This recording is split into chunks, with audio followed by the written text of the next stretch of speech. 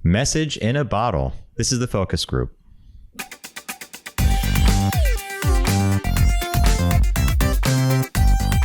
They're all business, except when they're not. It's the Focus Group with Tim Bennett and John Nash.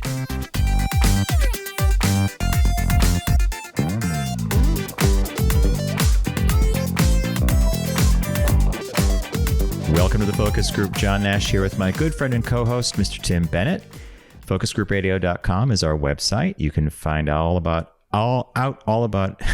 you can find out all about us there, including our Tuesday podcast, TFGM button, which is 3 stories, 20 minutes. It gives you information you need to know for the week ahead. So, Mr. Bennett, welcome to that could be a poetry line or something, John. That's lots of find out about us. Out, right? Isn't that something that the poet would want to find out all about us? Something a poet would want to use. But I'm okay. I'm doing fine, I suppose. I'm getting ready for August, as we mentioned on our podcast Unbuttoned. But I don't know if we're getting old or not. I post something on Facebook. Halloween candy had come out already, and a month ago or so, and I'm just waiting now for. I suppose if Halloween's here, Christmas can't be far away. So. I think the barometer for that would be to go to your local Lowe's or Home Depot for them to put up the displays, right? As soon as the blow-ups come out, the long blow-ups. I think part of it is the economy and the inflation as they're trying to push the seasons, right? Trying to move merch. So get it all out there and see what happens. I don't know when the dam breaks, do you, with the population in terms of, to me, it seems like pricing of food and gasoline and just things to go day to day have gotten a bit out of control. Yeah. Yeah. I compare grocery shopping at different places. Aldi is now one of my best friends in the world. And thanks to you, I know a lot of different things to buy. There are good protein sources of protein, some good vegetables, and there's some other stuff we pick up. But I compare what I walk out of that store with for $50 versus a normal grocery store, like a ShopRite or something like that. Very different. Right, or try to go to Trader Joe's or Fresh Market or something. Yeah. And I'm not sure how the average person navigates this. I mean, what if you have one grocery store near you, right? You're kind of stuck with those prices. And if you get in a car and you drive a couple miles to a Costco or a Sam's, you sort of have to figure in the cost of the car ride, right? Like, I'm saving all this money, but how much gas did you use, right? Well, I was wondering if you put, I was thinking with you could buy upstate maybe less expensive than downstate, or is that not the case? Seems to be the same. The same. Because my neighbor here had said if you drive inland from here, so if I went 20 miles in from the coast of Delaware and went to one of the towns there, to an Aldi or to a Giant or something, that the selection would be more vast and less money. So I was wondering, I thought, well, there's a location that's kind of screwing you over, but I'm going to try it. How many miles to the gallon do you get? Probably 30. Okay. So it'll be a gallon of gas. Gallon and a half of gas. Add $4.10 or $4, just make it $4 to add to whatever you're doing. And then the time. If you get stuck on US, was it Route 1? Yeah. And I was trying to figure out how I would get to the location. Of course, it's not easy driving around this time of year either, but I was curious about that. I was curious about that with restaurants too. I thought if I went out to eat at a restaurant that was beyond the resort area, can I get eggs for under $10 for scrambled egg breakfast? You can't buy an omelet now for under $15. Nope. I think it's crazy. So when we were up in Connecticut recently for my mom's service, we stayed at that Wyndham down from Pomporough. Yeah. I don't believe that hotel could be renovated. I think it needs to be raised. It looks okay from the outside, but not so much inside. It's a little worn. There's some of the pictures are crooked, some stains in the carpet. It's one of those places you automatically say to yourself, I wonder how many times this bed had sex. Well, let's be honest. Who would go there? Well, it's apparently a big highway stop because it's right off 84. And it's halfway between Boston and New York. Yeah, when we checked in, everybody was in flip-flops, Crocs, t-shirts that hung down to their knees. They were carrying like 6-packs. And we thought they gave you continental breakfast, but they don't. It was $16.95 a person. And I actually tried to figure out a place to go for breakfast around there that would be cheaper. Guess what? $16 is about the average for breakfast. Like didn't you say that just a second ago? Yeah, right? I'm wondering if I'm thinking. So Uniroyal and Timex were based there, weren't they, or headquartered there? I'm thinking. I wonder if that's where people would stay. They're no longer. Timex is closed, right? No. But I'm wondering if that was a big place for Timex people to stay. Had to be, right? It's right down the road. Tim, possibly, but that Wyndham's been up for quite some time. Yeah. Well, Timex was there a while, but I wondered about that hotel. Well, I suggested maybe the Heritage Village. I looked into that, and the rates were a little high because I should have booked earlier, and it's a little further away than I wanted to be from. We were literally minutes from the funeral home and everything. So Well, the past is still present, Connecticut, which every time we now I wonder go if by there was Airbnbs. You could have had an Airbnb, maybe. Oh, who would bother? It was just one night, and that's true. We had a dinner, we came back, we slept, it was fine. The air conditioner made a lot of noises, but it's you get through it. Every time we enter Connecticut now, I'm just sort of dismayed by that new. Something about pizza, the best pizza. Home of the pizza capital of the United States. Which would be New Haven, right? Yeah, New Haven. Pizza capital of the U.S. So there's Pepe's, and then there's apparently Sally's, and then there's A Pizza. I didn't know a pizza was a thing. Yes. So A-P-I-Z-Z-A. We just said, I'm going to get a pizza. But I didn't know that a pizza was a thing. We went to Pepe's. We knew Pepe's was the standard, right? Yeah, but I always called it Ginni's of Savin Rock. Dot pizza, not a pizza. Connecticut. And people love the clam pie, the clam pizza. I don't. Yeah. What's your favorite pizza? Plain? For me, I like a good pepperoni. Yeah, I agree. Now, my brother, when I was last in Connecticut recently, my brother brought a pizza, which I never would have ordered. And actually, I enjoyed it. It was bacon and onion, which I would have never thought of. And it actually was quite good. I mean, what's wrong with bacon, onion, and cheese? So true. On a little fine crust. And our friend down here, Lisa, she orders, and I've had it with her once. It's hard to find it. She orders a pepperoni pizza with black olives and jalapeno peppers. And it's quite good. But not everybody has black olives or jalapeno peppers. Yeah, with pepperoni. It's very good. Now, of course, it's $10 million to put three ingredients on a pizza, but it's yeah. See, exactly. But do you have a favorite pizza? Or you like plain? Just a plain. And sometimes if you put one of my favorites you introduced me to was out in California at CPK, the barbecue chicken. Yeah. God, I haven't seen a lot of those anymore. The California Pizza Kitchens, CPKs. I mean, I used to like that place. You used to be able to buy their stuff frozen too. Yep. Like they would show up in the freezer case. But that's where I had first Arnold Palmer I ever had was with you at CPK in Palm Springs, and then we had that pizza. Yeah, no, I like pizza that. Memories. Well, on that note, Mr. Bennett, what caught your eye this week? What caught your eye? Here's what Tim and John found. So speaking of food, this comes from our friends in New York City. Are you familiar with La Parisienne, John, the bakery in Times Square? La Parisienne? No.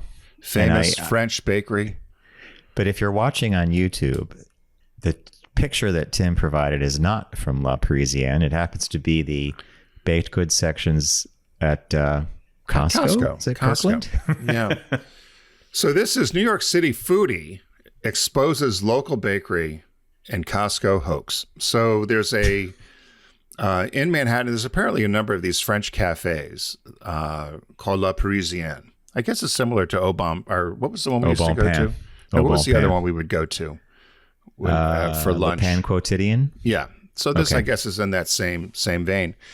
And there's an influencer, TikTok girl. She got about 70,000 followers. Called Tall Brown Girl is her name. So she was in line. Apparently, people line up for these croissants, and it says the hotel's or the hotel, the bakery's website describes the fact that they put the so I'll just read what it says because it will explain what they do.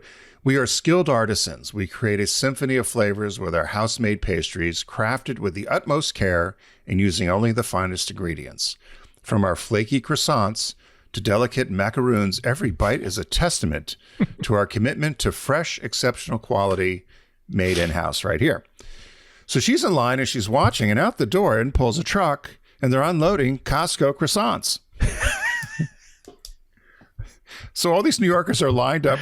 Now, the croissants are $12 a piece for some of the high ends, but so somebody did the quick math, and they're buying these from Costco. If you just went into Costco yourself, you're paying about 50 cents for a croissant in the box, $7 a box or $6 a box.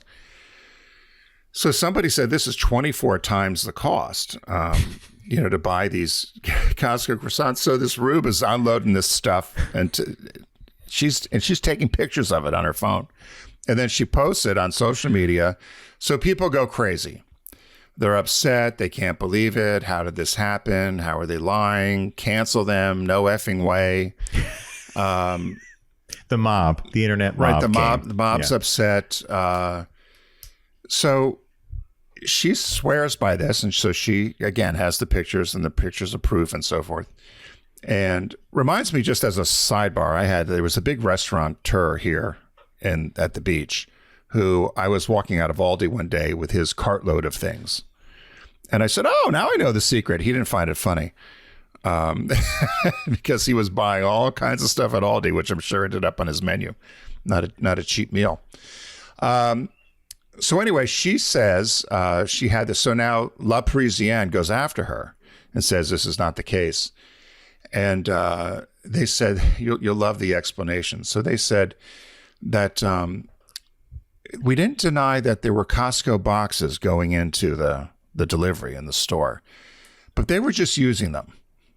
They happened to be boxes that were available for the delivery people. So she says the La Parisienne employee denied that they put lipstick on a pig and insisted that they do make these products daily, but they do it at an off-site kitchen.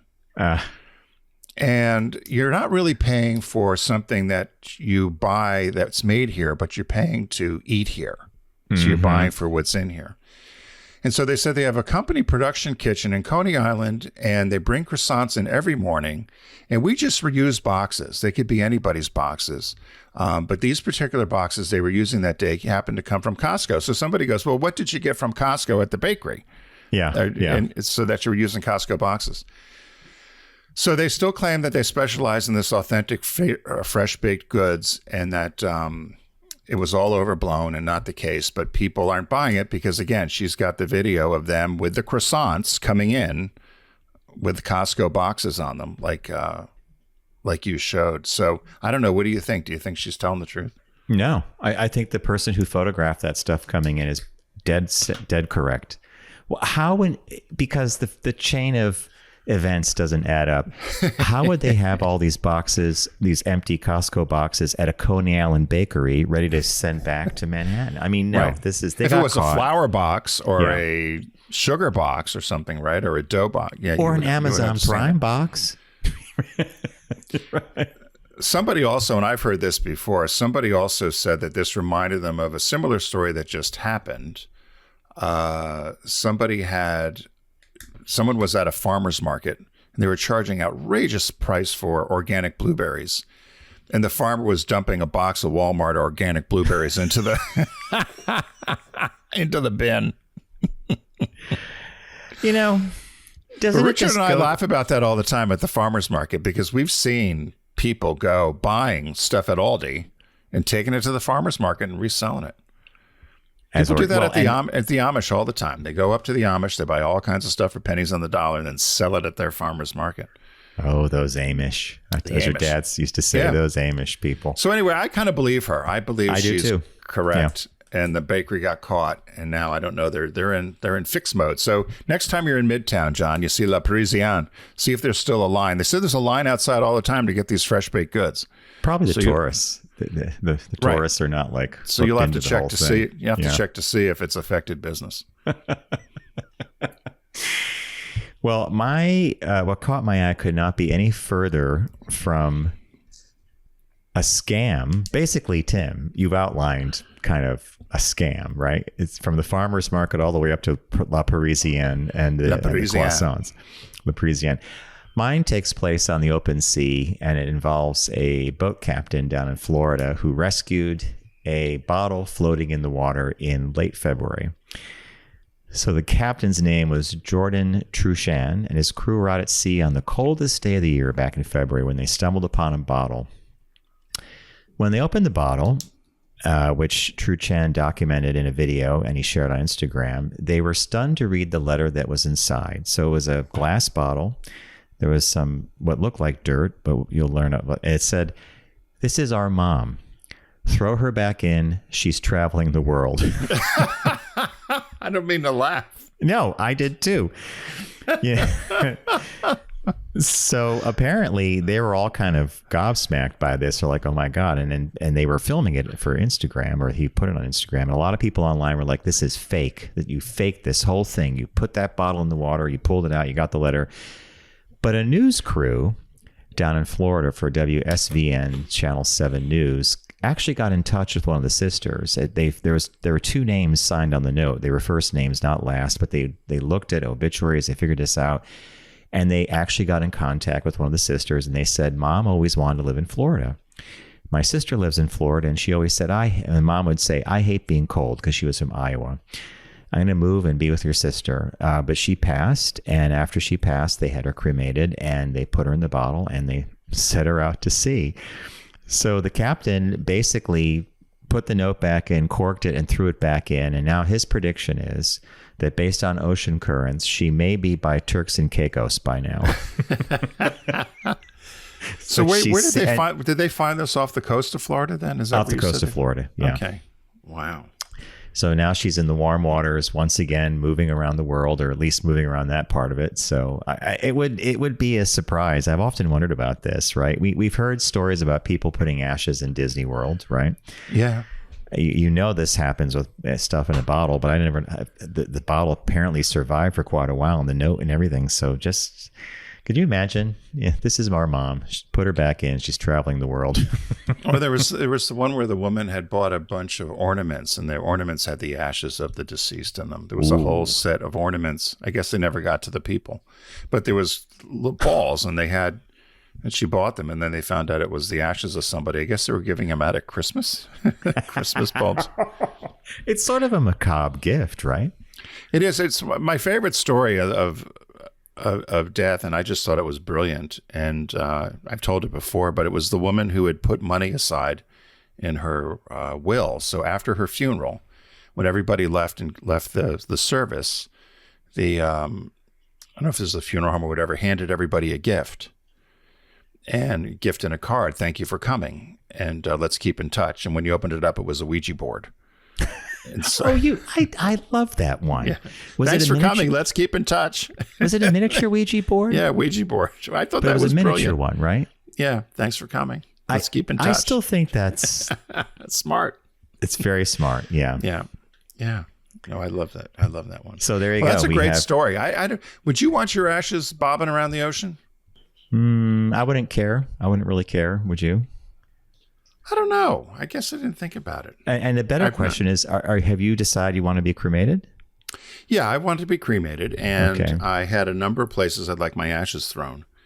But whether that's realistic or not, I don't know. You know, my dad, my brother, my cousins, they all wanted some ashes, and took them to where my dad used to like to fish, place where he grew up, some, little vials of them, and put them, which I think is...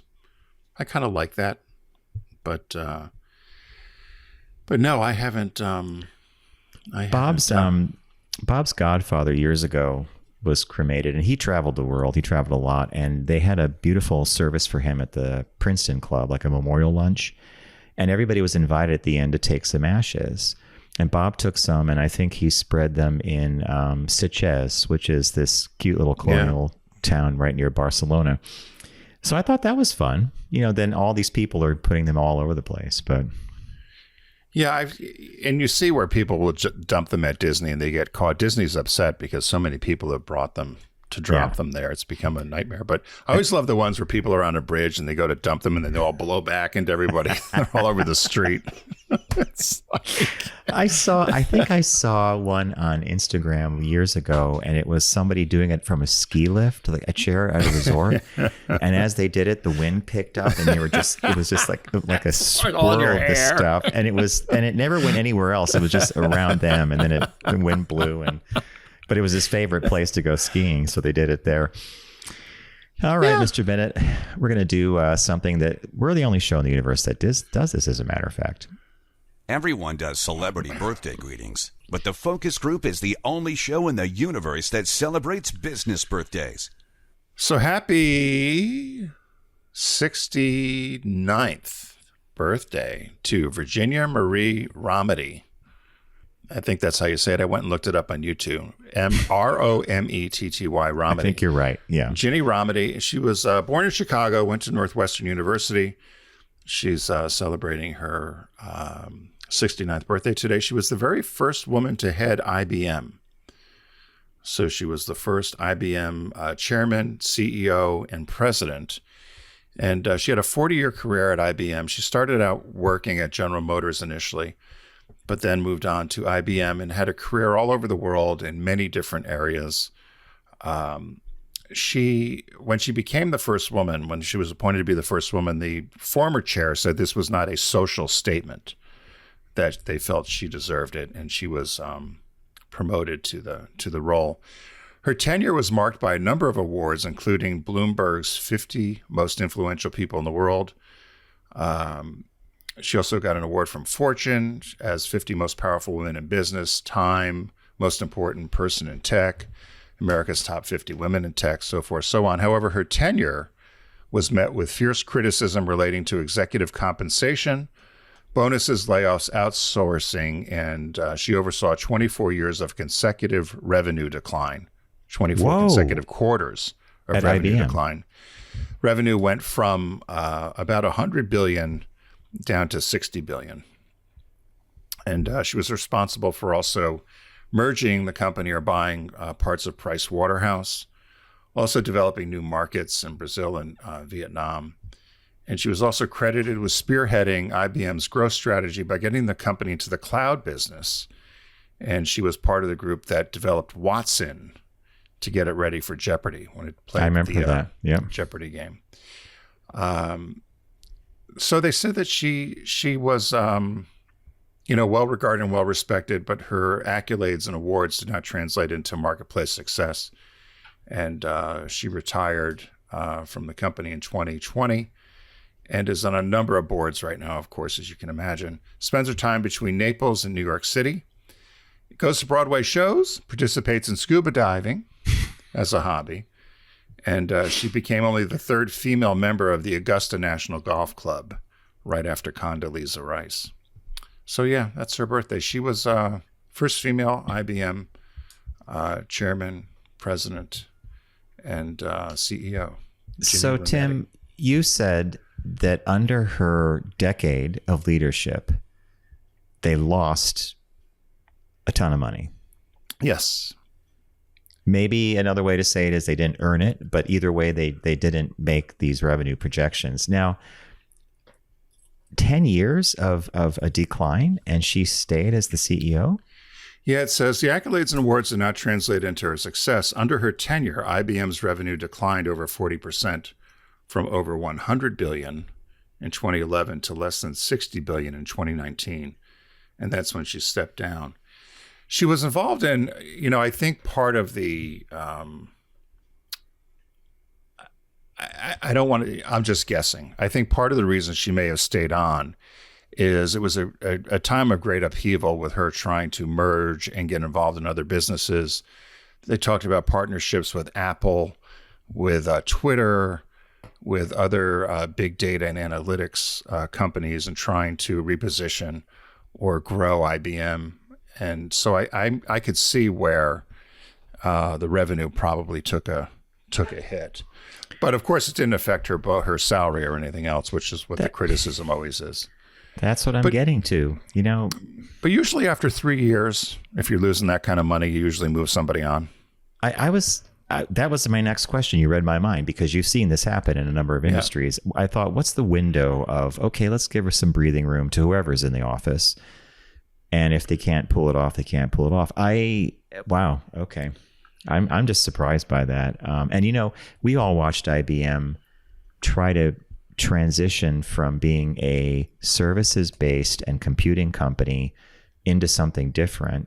And I guess it was like, let's buy Price Waterhouse, you know, like all these different things. So interesting, very. And they list a number of partnerships and things they've done. But, you know, the fact that the CEO went out of the way, the former CEO that appointed her, saying that her selection had zero to do with progressive social policies.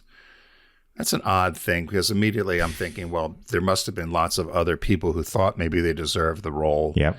And she just got it because she was a female. Yeah. And then she's saddled with, okay, you're a female, and then revenues have tanked 40%. Mm-hmm. Yeah. But she seems to be okay. Seems to be doing okay. Well, she's golfing. She's spending all that money. Yeah. So we're going to take a quick break. When we come back, John has found a article about probably our last 20 years, or the last quarter of life, career. Or the retirement career. That's a better way of putting it. Article that we'll cover. So stay with us. We'll be right back.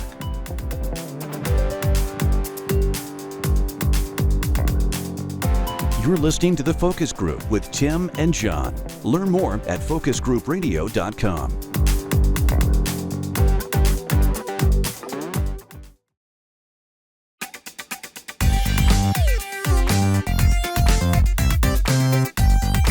They're all business, except when they're not. It's The Focus Group with Tim Bennett and John Nash.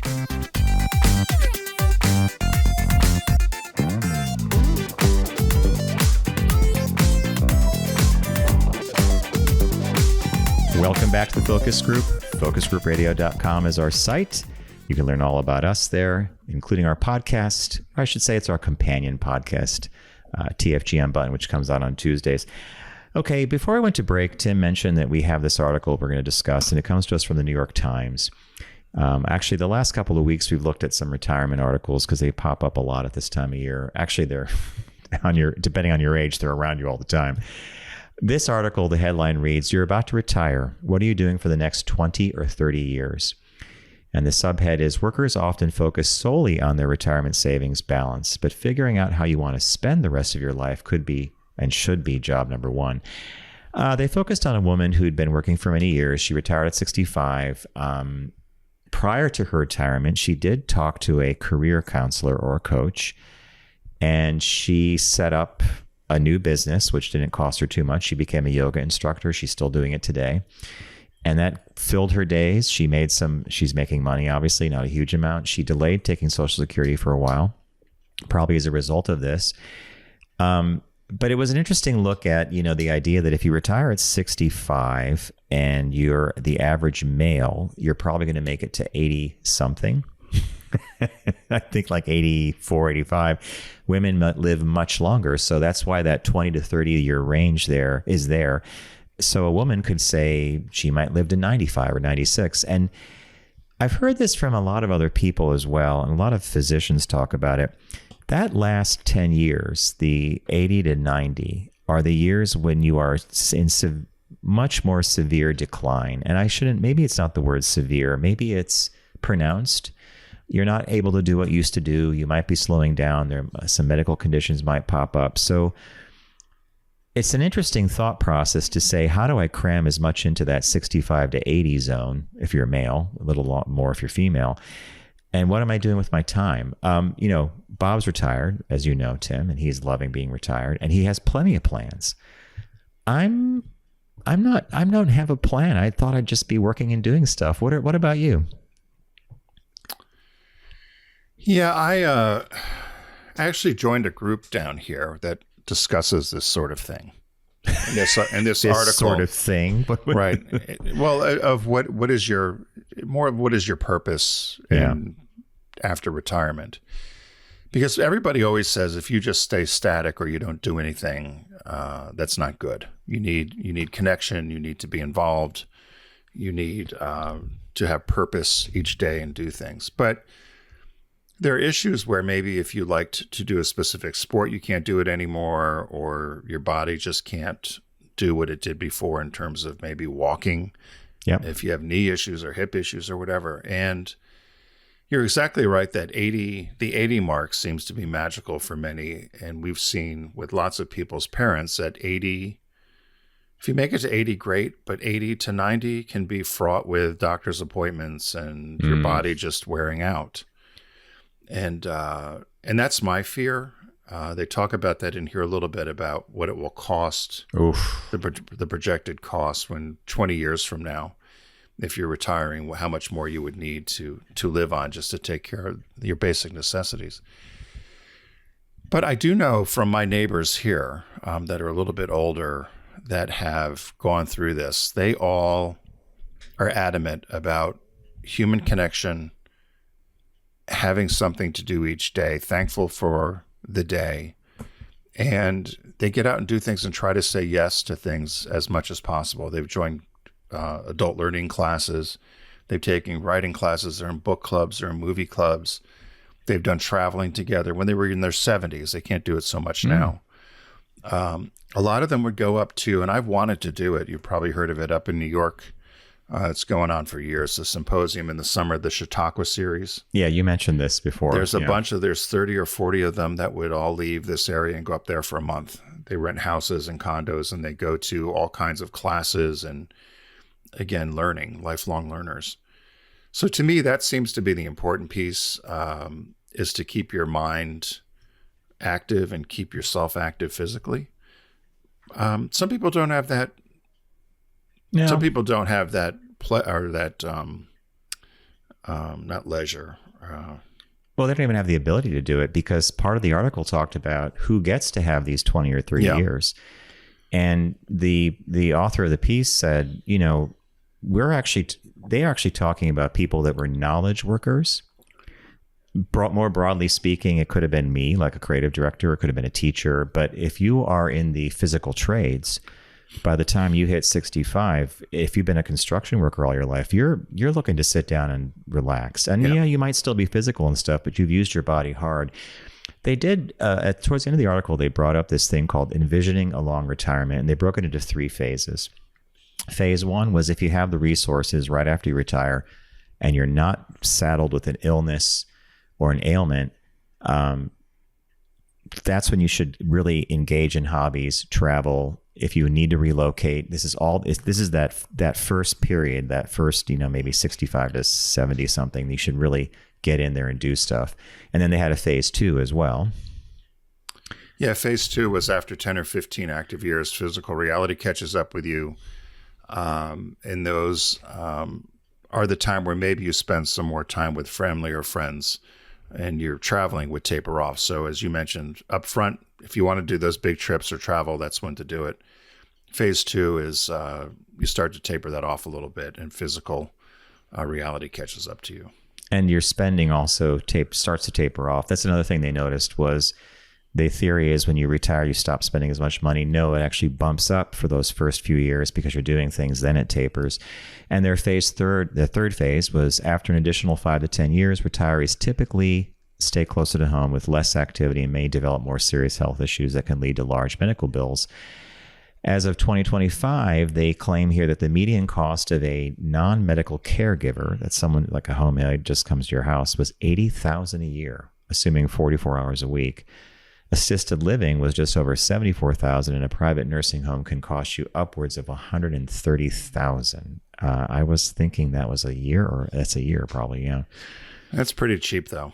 I know, Tim. I think so too. Yeah. Yeah. No, I have friends who have gone through the caregiver, and I know for 6 months they've spent $60,000. Yeah. Yeah. And it's not 44 hours a week. But I guess it depends where you live too, right? Mm-hmm. Yeah. So, no, it's, have you thought because the woman here, when she opened her yoga studio or something, had you ever thought of opening, like, would you open a business? No. But I actually think that I'm leaning in the direction of volunteering. And specifically, I'm really thinking that I need to dip my toe in and get more involved in, like, pets, cats and dogs, animal shelter.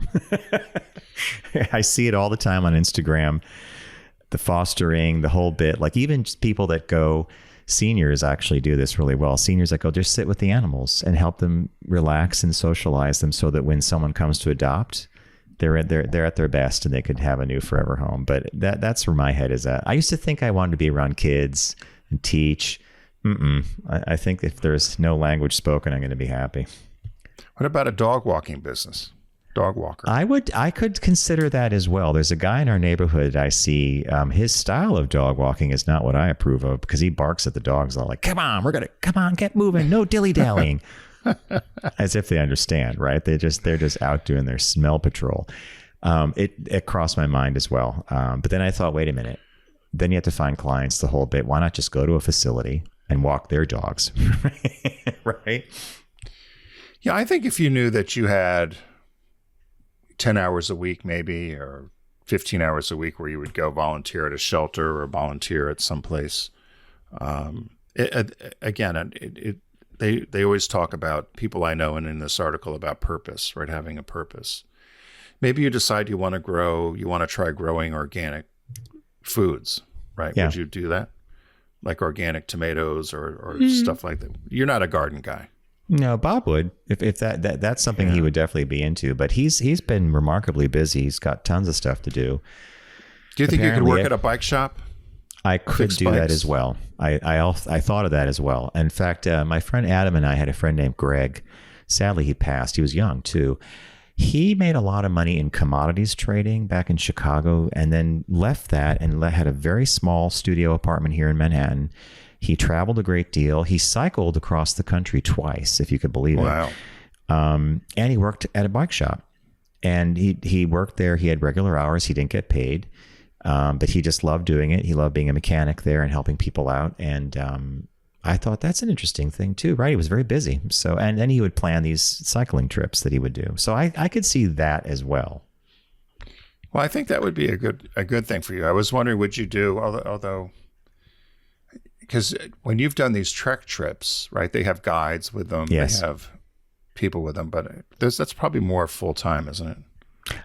The trek travel guides are really nice. They are, the hiring process for them is probably really, one of them told me it's kind of difficult. And they get moved around the world a lot, but you have to kind of be a gypsy. So let's say you're going to do the Spain trips for the 2027 calendar year. Maybe then you're going to go to Italy after that or something like that. But they were every guy that I talked to loved the gig, but they also loved living with less is more. They didn't mind being in certain accommodations, and you show up in rain or shine on those trips. Whether or not the people are going riding, you have to be available for it. I'm not, yeah. Not for you. The rain or shine part, yeah. Yeah, I think a bike shop thing for you might be something to consider. That, or I don't know what I would do. I thought of going back and teaching something, but I'm not so sure. I'm kind of like you a little bit. I'm not so sure I'd have the patience. Put your phones away. Get down. Sit down. Don't lip back. Yeah. And like I'm on our co-op board. I've done this for 6 years. I don't know. I think I'm not going to continue doing it because it's not, as I said to our board recently, I said, being on the co-op board is actually a fiduciary and management issue. It's you're making sure the co-op is fiscally doing well. You're making decisions, but in the end, everybody treats it like you're, Kelly at service desk number 1. You're a phone call away from a complaint, and after a while, it's grating. And you and I have done this. You did Walden Books. I did Marshalls. We've handled the general public. We've dealt with complaints with a smile on our face. why bother now? As my boss would say, Linda at Walden Books, the customer's never right. She was the best. I always laugh about my manager, Ellie Barabas, who would say publicly in front of people, if she was chastising me, the customer's always right. But then behind closed doors, she goes, they're a bunch of idiots. Same thing, right? Hey, but it's a sidebar here. Have you been watching the Tour de France this year? I watched as many segments as I could. And, is it on TV? I saw they had something on NBC the other day. NBC over the weekend ran the last two stages, the one that leads up to the ride through Paris. Right. And it was what I was most amazed by was they showed a compilation of crashes that were, again, you know, there's on the mountain stages, they're going slow. So people get really close, and they show this woman step out in front of the approaching cyclists, and she's like running in front, and then she misses a step or something. And as a result, she gets the guy behind the lead cyclist collides with her, falls on the ground. They help him back up, but he was hurt. Then the next clip they showed was same thing. There's a cyclist is moving behind one of those pacing cars, you know, the cars with all the bikes on them and everything. And a woman in front of the car, people jumped in front of the car stopped suddenly. And the next thing you know, you see the camera showing the bike behind the car hit the bike flipped up in the air. The guy went over the handlebars and ended up in the crowd. And the NBC commentators were like, you know, they really should think about doing something about all these people.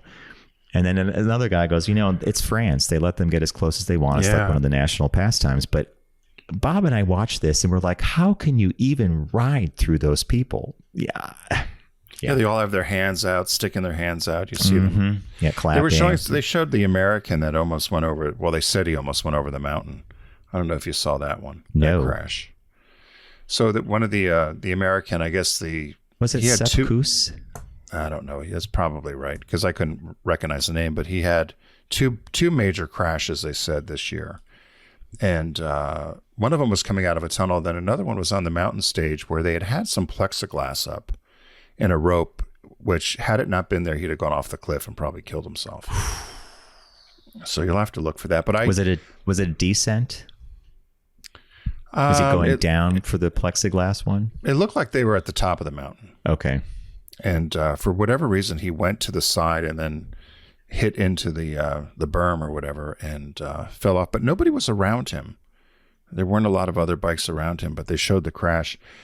And people don't realize how fast those bikes are going. 30, 40 miles an hour. Yeah. You know, or the Peloton when it goes by you, you can't. 25, like, 30. Yep.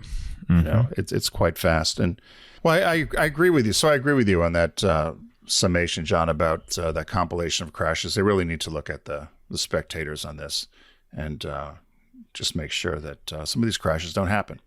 On that happy note, thanks as always for joining us here on the Focus Group. We appreciate your time spent with us. Be sure to check us out and find all of our media at focusgroupradio.com. You'll see all of our media posted there. You can download for free or take us along with you, including our podcast, TFG Unbuttoned. It's that time of year. Remember, don't text and drive, arrive alive, and we'll see you next week here on the Focus Group. Take care.